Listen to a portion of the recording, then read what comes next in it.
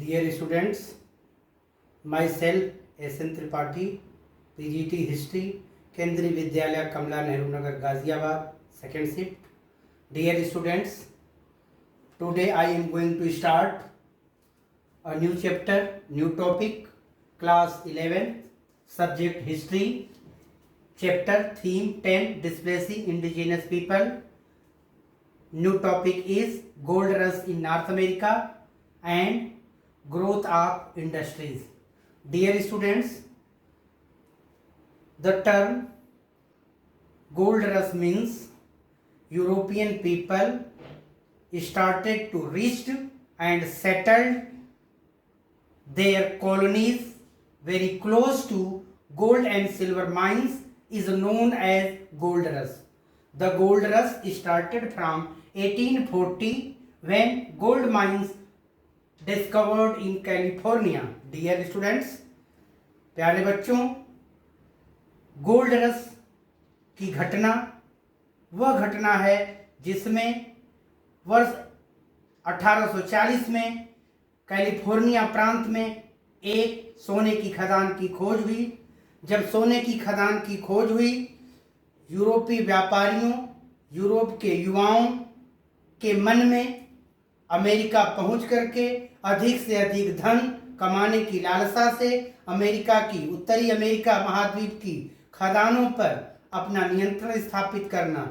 इस प्रक्रिया में अनेक यूरोपीय देश, जिनमें इंग्लैंड, फ्रांस, हॉलैंड के व्यापारी अमेरिका पहुंचे और उन्होंने खदान के आसपास अपनी बस्तियां बसाई। इस घटनाक्रम को गोल्ड रश के नाम से जाना जाता है। Dear students, on 24 January 1848 James W Marshall captured gold from a wooden factory. Dear students,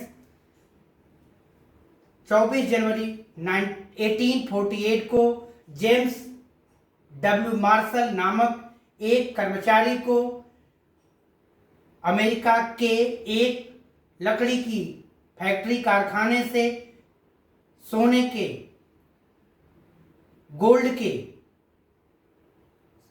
कुछ बॉक्स मिले और उन बॉक्स को लेकर के जब वह इंग्लैंड पहुंचा, तब उसने यह प्रचार प्रसार किया कि अमेरिका में बहुत अधिक सोने की खदानें हैं। Dear students, this rumour spread in Europe, which resulted most European people migrated from Europe to North America continent. That incident was recognized as gold rush. Dear student, when European people reached in North America continent, then a new era of industrialization was started in North America continent, led to building of railway lines across the continent. America महाद्वीप में, north America महाद्वीप में rail मार्गों के निर्माण ने पूरे देश को संचार परिवहन के साधनों के साथ जोड़ दिया। Dear student, to make large scale farming possible, machinery produce. America महाद्वीप में कनाडा और अमेरिका, संयुक्त राज्य अमेरिका में बड़े पैमाने पर, लार्ज स्केल पर मशीनों की सहायता से होने वाले कृषि कार्यों ने वहां इंडस्ट्रियलाइजेशन को, औद्योगिकीकरण को बढ़ावा दिया। जिस तरह की घटनाएं, जिस तरह का औद्योगिकीकरण कृषि क्रांति के बाद इंग्लैंड में हो चुका था।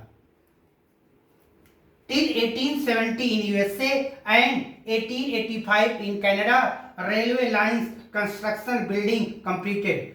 वर्ष 1870 तक संयुक्त राज्य अमेरिका में और वर्ष 1885 तक कनाडा में लगभग देश के सभी भागों में सुदूर प्रांतों तक रेल मार्गों का निर्माण हो जाने के कारण रेल यातायात परिवहन सुगम हो गया। Within 30 years, in 1890, USA was the leading industrial power. Dear students, मात्र 30 वर्षों में ही वर्ष 1890 तक संयुक्त राज्य अमेरिका विश्व में एक औद्योगिक शक्ति, महाशक्ति के रूप में विश्व मानचित्र पर उदय हुआ। Dear student, today we start another topic related with North America continents, native constitutional rights in North America continent.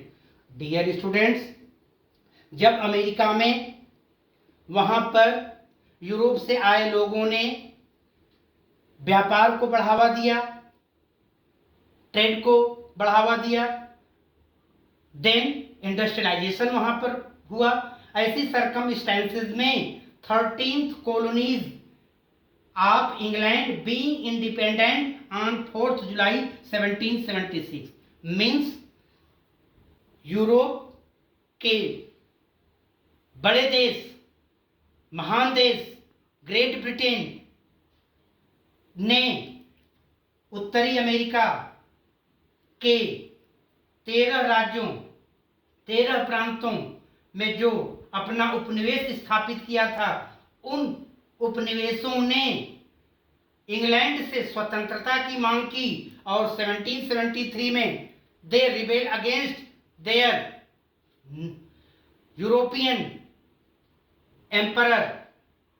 Then a new era started in which European England emperor decided America became independent. Then on 4th July 1776, America being independent from colony of England. प्यारे बच्चों, England के जो 13 उपनिवेश America में स्थापित हुए थे, उन उपनिवेशों ने ब्रिटेन की दासता से, ब्रिटेन के उपनिवेश से मुक्त होने के लिए संघर्ष प्रारंभ किया, जिसका अंततः परिणाम यह हुआ कि 4 जुलाई 1776 को अमेरिका स्वतंत्र हुआ और 13 उपनिवेशों ने मिलकर के एक नए राज्य का, एक नए देश का निर्माण किया, जिसे यूनाइटेड स्टेट्स ऑफ अमेरिका, संयुक्त राज्य अमेरिका कहा जाता है। प्यारे बच्चों, the constitution framed by the constituent bodies, constituent assembly in USA, the constitution of USA implemented in 1787। वर्ष 1787 में संयुक्त राज्य अमेरिका का संविधान लागू हुआ। जब संविधान लागू हुआ तो संयुक्त राज्य अमेरिका के लोगों को अनेक फंडामेंटल राइट, नेचुरल राइट, अनेक मौलिक अधिकार प्राप्त हुए। इन मौलिक अधिकारों में, फंडामेंटल राइट्स में, first is democratic rights and second is aboriginal and treaty rights, right to buy land or taken loans. Democratic rights is again divided into two parts, right to property, right to vote.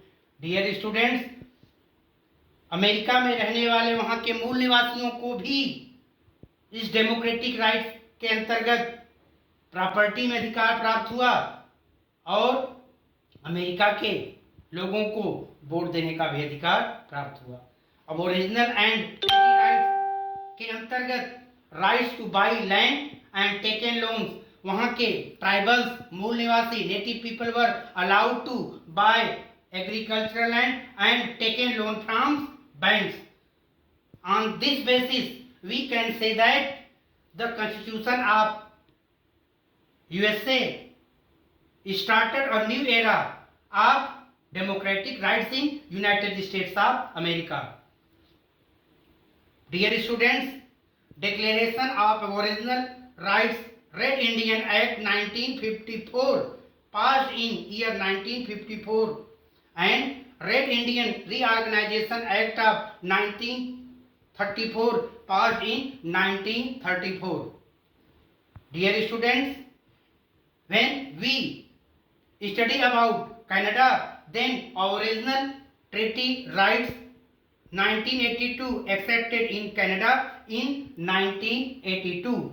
On the above conclusion, we can say that USA and Canada became the new